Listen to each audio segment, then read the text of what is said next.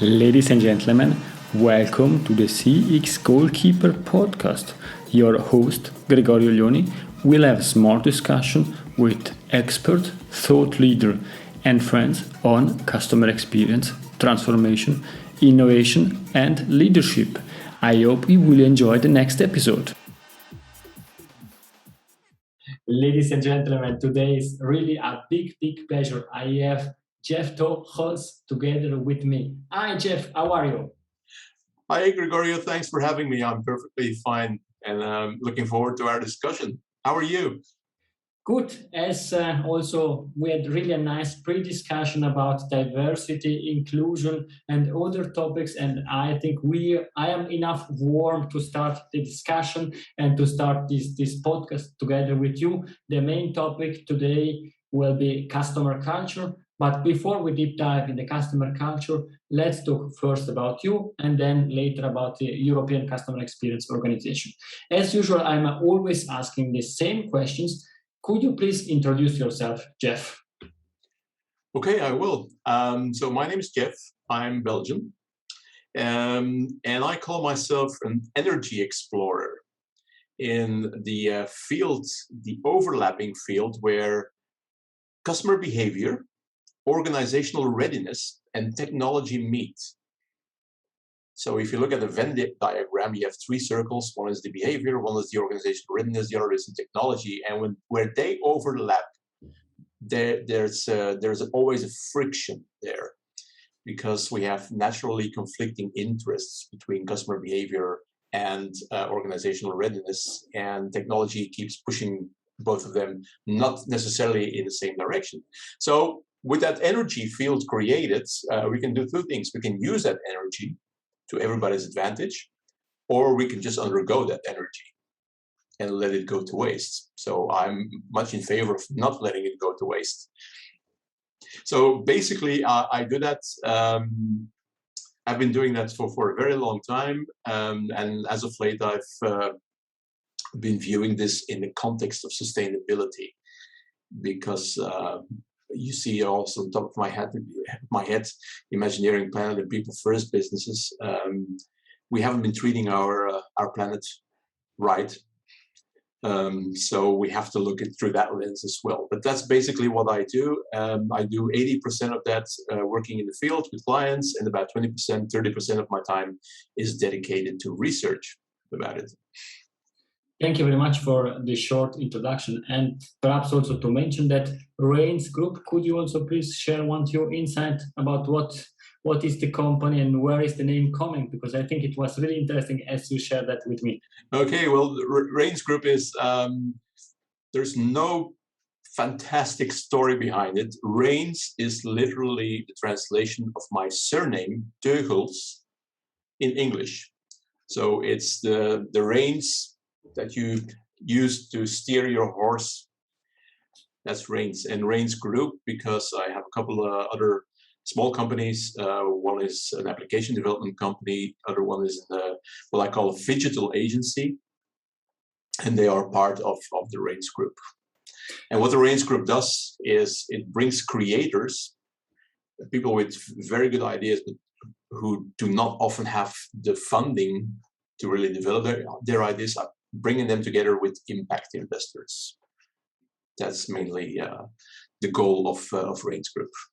And this is, I think, an extremely important match because there are quite a lot of good or great ideas on the market, and these ideas need to be implemented first, and then we need to find customer for them.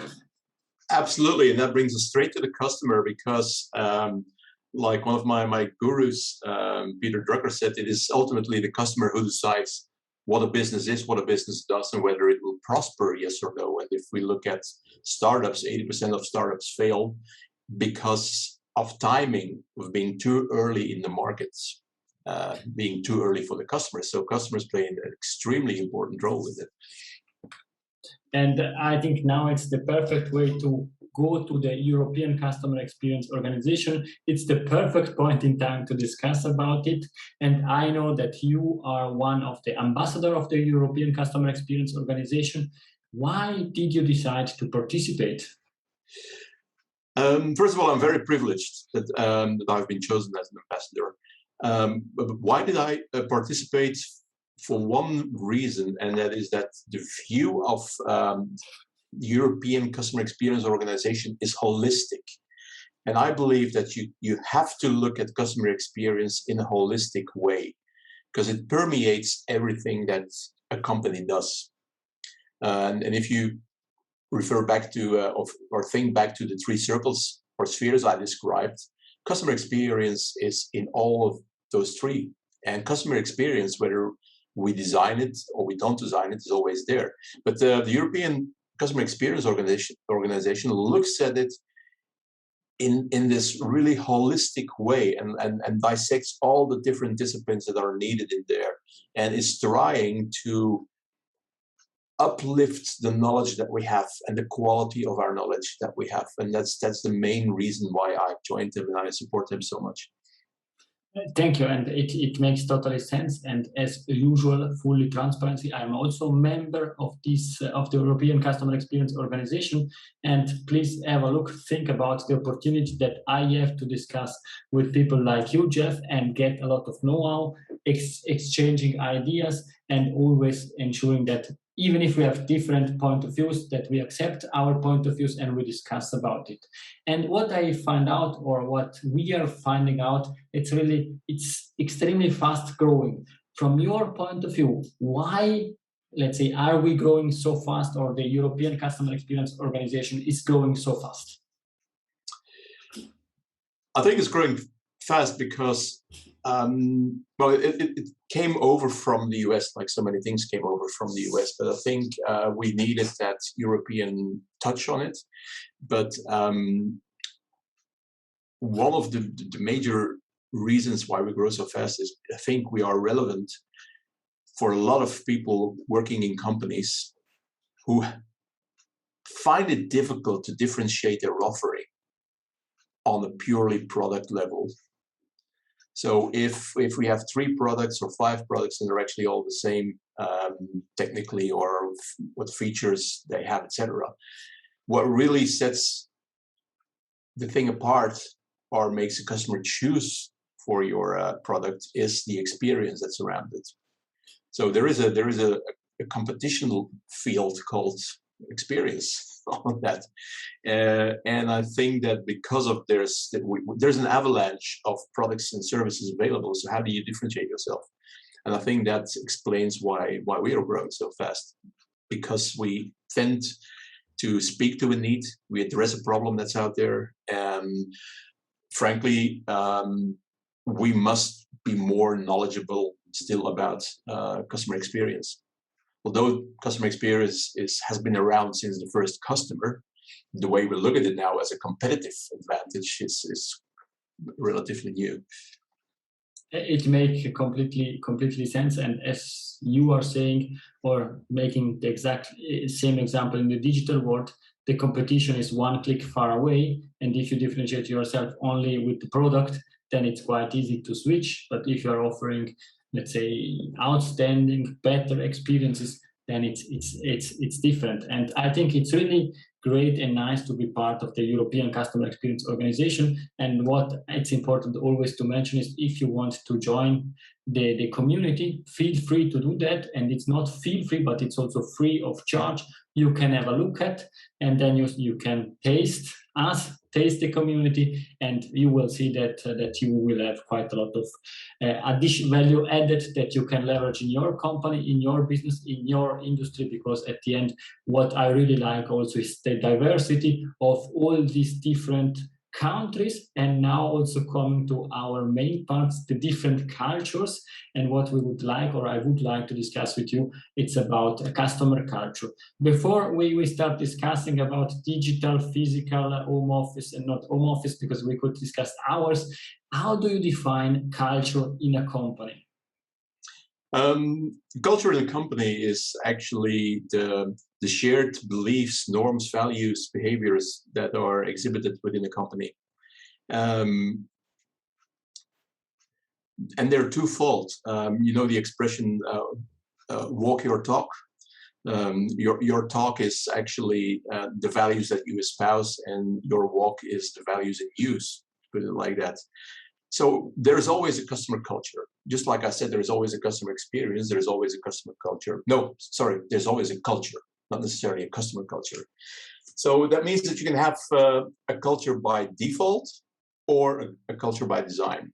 Now we're getting into the culture by design, and let me explain what a customer culture is. The term customer culture is actually framed by Dr. Lyndon Brown and Chris Brown, who've published in 2015 their award-winning book, The Customer Culture Imperative.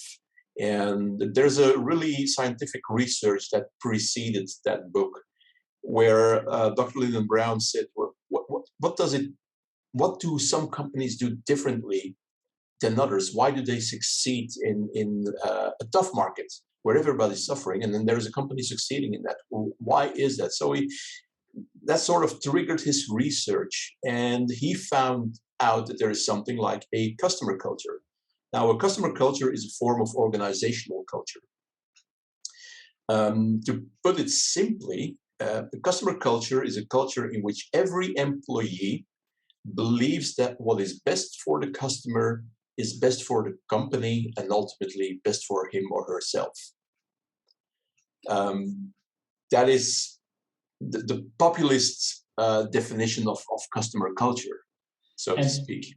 And I think this is relevant, and also elaborating on what you are saying, I think you already put the most important part, because it's about the employees taking care of the customer, and the customer, let's say, taking care of the shareholders or the owner of the company. There are quite a lot of definition around customer culture or culture in a company. One of the, let's say, most funniest from my point of view is the one saying that it's how employees behave when the managers are not there.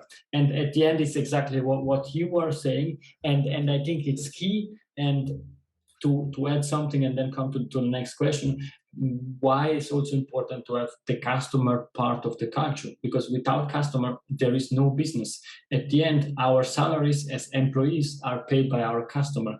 If we are in the B2B world or in the B2C world, at the end, there is a customer because we are selling products, services, or experiences to this customer, and therefore we are explaining why it's really relevant. Before we deep dive into that, do you have perhaps some really good examples of best-in-class customer-based cultures? Yeah, there's actually one. It's an airliner called Air New Zealand, and Air New Zealand was in big trouble some years ago, really on the brink of bankruptcy. And they brought in a new CEO, and he gathered all the people around, and he asked all the employees, what do we actually do? What does Air New Zealand do? And the response was, well, we fly airplanes. And the new CEO said, no, we don't. We fly people. And that is a complete different mindset. Yes, you transport people via airplanes, but what you do is you fly people. And Air New Zealand made a complete turnaround. It's now a very profitable company. So it is relating to the human. The customer is always a human, and it's relating to that and having people relating to that. So that for me is a very good example of what a real customer culture is and how it can be designed. Thank you very much. And as you said, you're speaking about designing a culture, and therefore I would have 20 questions, but let's start with the first one. Which are the key ingredients to define this culture? The key ingredients from a customer culture or for a customer culture, there are 8 actually, and Dr. Brown calls them disciplines. So we have 8 disciplines. 5 are external drivers and 3 are internal enablers. And they're going to sound very easy. The first external driver is customer insight. and it is, what do we know about our current customers? How well do we know them? Who are they? And it's not just the marketing or sales department knowing them. How many people within our company know these customers? Because like you said earlier, Gregorio, our customers pay our salaries. So what do you know about the person or the persons who pay your salaries, even if you're working in the warehouse or if you're working in finance, etc.? The second is customer foresight. What do we know about where our customers are evolving to, or who will be our new customers? And then the third is competitor insight. Who are our current competitors? The fourth is competitor foresight. Which are the competitors that we should see, but we don't see yet? And the fifth and last external driver is what's called peripheral vision. That is a term coined by Professor George Day from Wharton. He also wrote a very interesting book about it. But we talked about customers, we talked about competition. Peripheral vision is what's happening in the broader environment. You can look at it as a sort of the pestle analysis, what's happening on political, ecological, economical, legal, social, and technological fields that pertain to our business and our markets. So those are the 5 external drivers. The 3 internal enablers are, first of all, empowerment. And that is, to what extent is an employee empowered to make a decision that is good for the customer? And remember, customer culture says whatever is good for the customer is good for the company. So to what extent is an employee empowered to make a decision that's good for the company without having to go up the ladder and ask for permission? It's a very important one. The second internal enabler is cross-functional collaboration. Yes. And like I said, all these insights and foresights, they must be shared throughout the company, throughout all the departments of the companies. And we tend to silo things.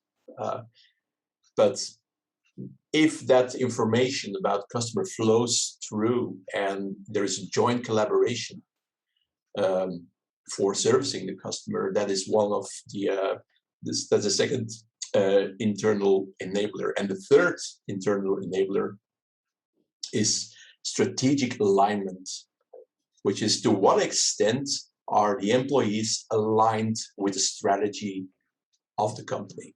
So, and those 8 disciplines are measurable, and that's what Dr. Lyndon Brown then found out.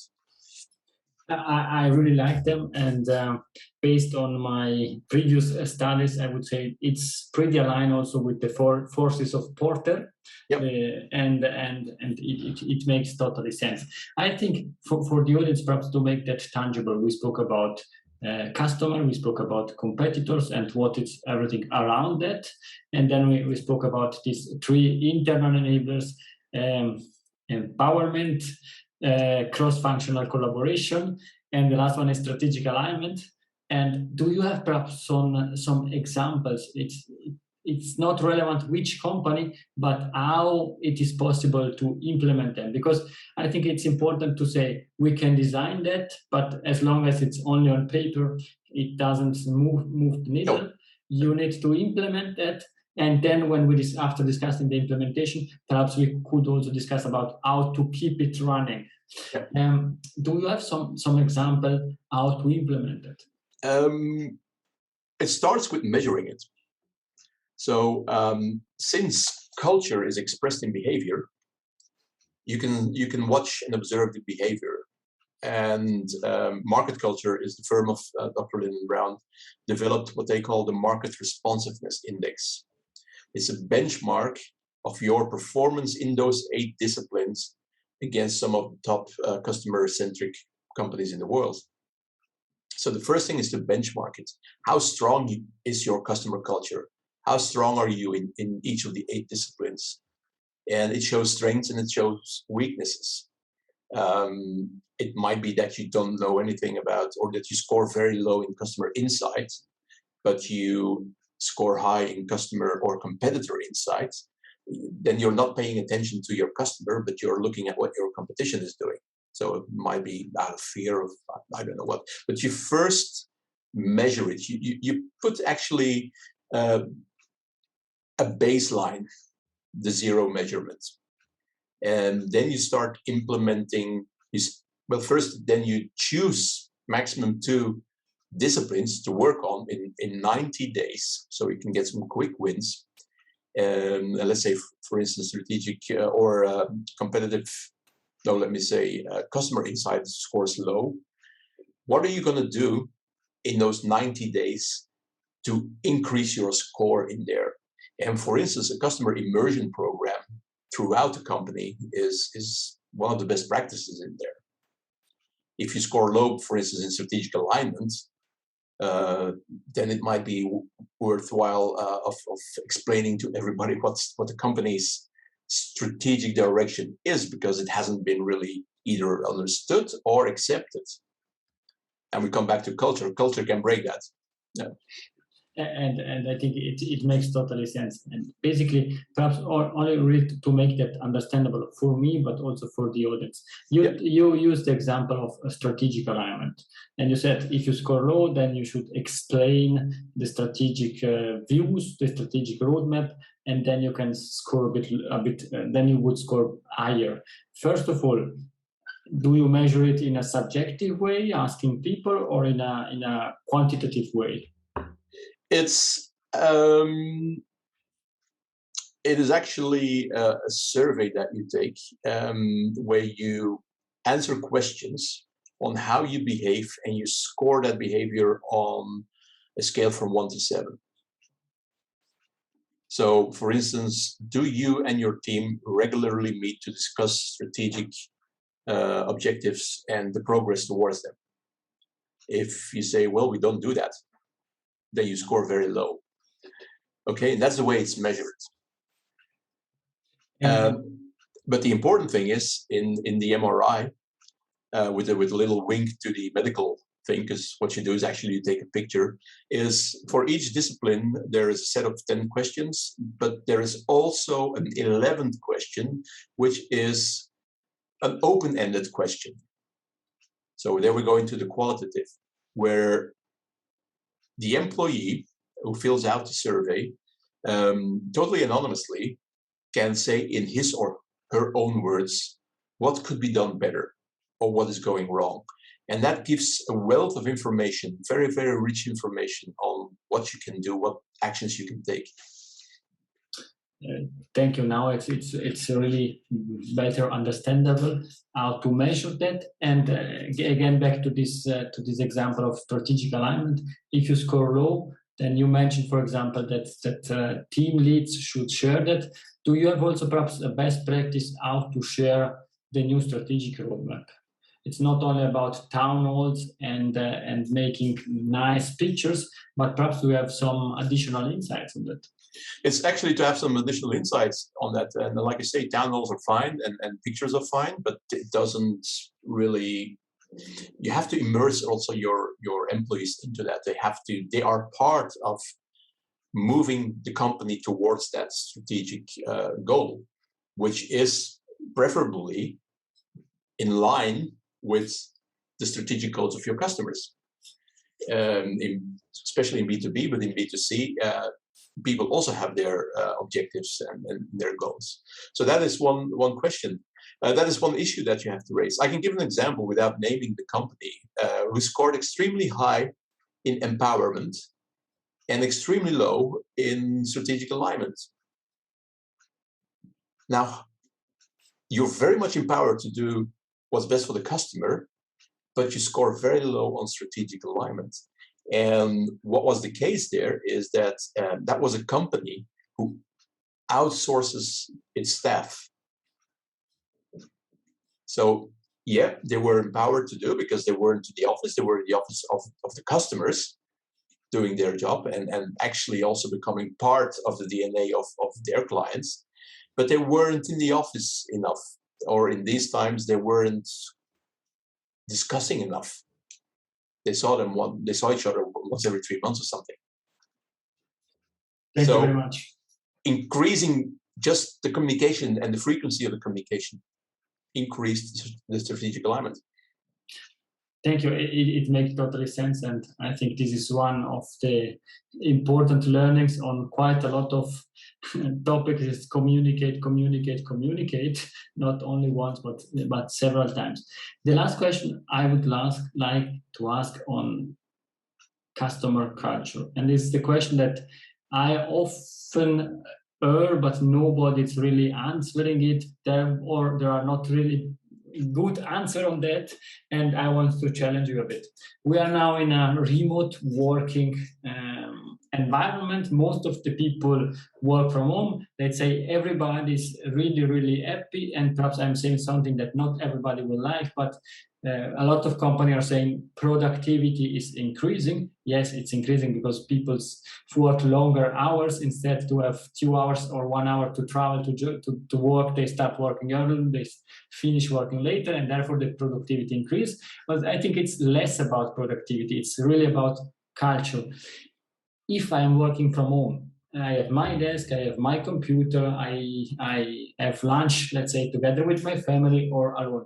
How is it possible to progress, to steer, to create, and to keep a real company culture? Because I also personally, I am feeling less from my company because I am working from home. What's your view on that? First, the productivity rise that we saw in the beginning is over. That's going down because we are all suffering from Zoom fatigue. And yes, that was very good news for the executives, but it's less good news for the well-being of the employee, and then ultimately for the well-being of the customer. Now, since a culture is, you belong to a culture, and you have that feeling that I belong to that culture, I belong to these values, they're my values, I can live with them. And then it depends a little bit, in my opinion, on your own character, your personal character. Do I need those physical contacts, or am I better off and more productive at home? And if I see people on Zoom like we are seeing each other now, is that for me sufficient? I guess for a lot of people it is, but there are people who really need that physical contact.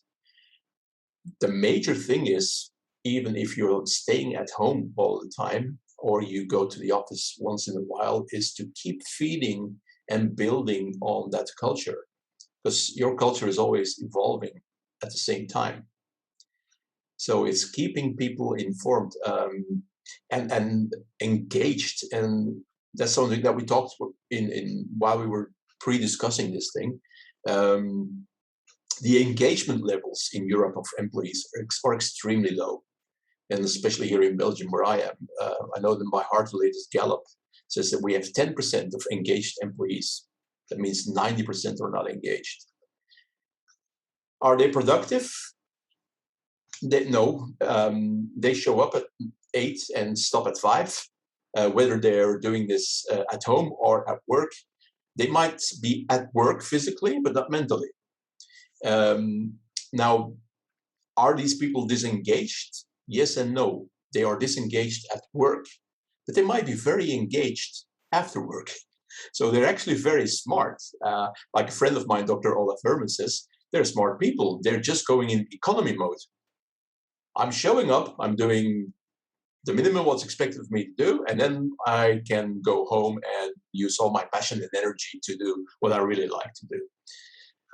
Then you have a problem, of course. But with 90% of employees being in the not engaged category, that means you have something wrong in your culture as well, because you're not reaching them. Exactly, and I think this is really the key, because also to explain that I worked a lot in transformation. It's quite easy to set up a transformation program, setting goals, achieving the targets, but it's important to keep this culture up and running, and therefore it's everyday effort that make the difference, because every day you need to repeat, explain, share, all your ideas. It's not the first 6 months, 18 months of trying to implement a customer-centric transformation. It's really about keeping that up and keeping the workforce motivated, engaged, because if they are not engaged, then let's stop speaking about outstanding experiences, wow moments, and all this stuff. Because if you are not engaged, you are not passionate about what you are doing, then you feel that and you see that. Absolutely. And there's a simple question and the responsibility and accountability for the employee as well.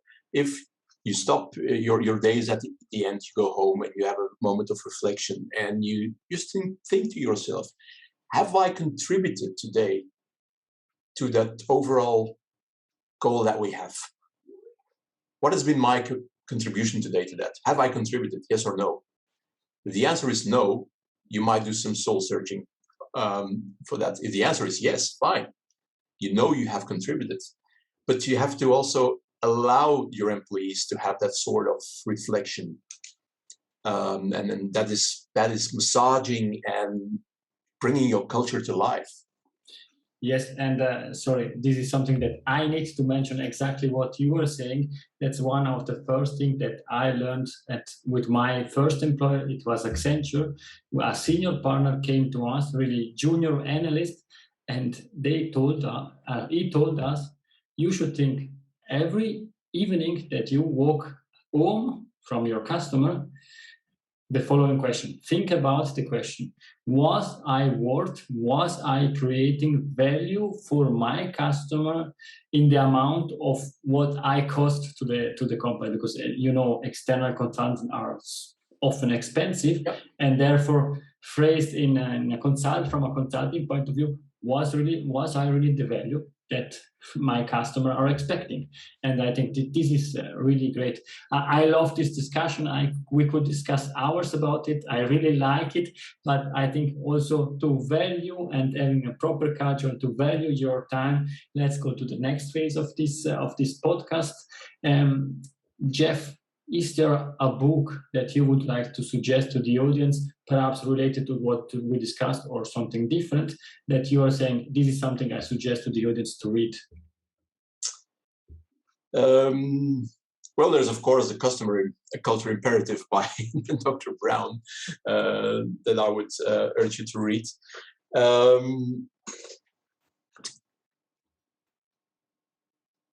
On the topic culture themselves, there are different books, but there's not one that comes to my mind that actually jumps out of it. The best book I've read lately is, and I'm going to take a look at it. It's actually a small book, and no, you can't see it, so I'll read the title to it. It's by Timothy Clark, and it's called The 4 Stages of Psychological Safety, and it's about defining the path to inclusion and innovation. And I think everybody should read that book. Thank you very much. Everything we said can only happen if there is a psychological safety for everybody, employees and customers. Sure. Thank you very much, Jef. It makes totally sense. If somebody would continue the discussion together with you, what's the best way to contact you? The best way to contact me is through LinkedIn, actually.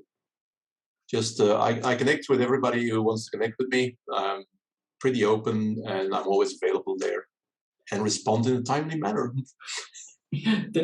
Thank you very much, Jef. And I will share also in the show notes and the link to your LinkedIn profile. Yep. But you have also the opportunity to connect with Jef through the ECXO platform. Absolutely. There, Jef, it's also extremely active. If you have any questions, please feel free to contact him also through this platform. And this is also one of the big value added of the European Customer Experience Organization. You can ask questions and you always get an answer. If it is the answer that you like, that's a different question, but at least you get an answer. And now the last question, this is always the same question I am asking, is Jef Golden Nugget. It's something that we discussed or something new that you would leave to the audience. Could you repeat that? Yes, it's Jef Golden Nugget. it's something that we discussed or something new that you would like to leave and to share with the audience at the end of this episode? Yes, work on your sensitivity. That's actually a task I would like to give everybody. Work on your sensitivity, because we all have our mouthfuls with diversity and inclusion. Live it, be it. Sense what somebody else is trying to convey or what somebody else is living through. That's actually what I would like to do, and protect the environment. I'm a big sustainability fan. Thank you very much, Jef. I'm not commenting your golden nugget because it was Jef golden nugget. The only thing that I want to say is thank you very much, Jef, for your time. Thanks for having me, Gregorio. I enjoyed it very much. And spectators, join European Customer Experience Organization if you're in that field. It's free and it's very rich in content. Thank you very much, Jef. And also from my side, thank you very much to the European Customer Experience Organization for making that happen, because it's thanks to the ECXO that I can have such a great discussion. And as the end, as usual, to the audience, I hope that you enjoyed this discussion as much as I did. It was really a great discussion, and I think culture, it's really a key ingredient for every business to have a long-term view on your business and to achieve your targets and your goals. And therefore, thank you very much. Grazie mille. Arrivederci. Arrivederci, Gregorio. If you enjoyed this episode, please share the word of mouth. Subscribe it, share it. Until the next episode, please don't forget, we are not in a B2B or B2C business, we are in a human-to-human environment. Thank you!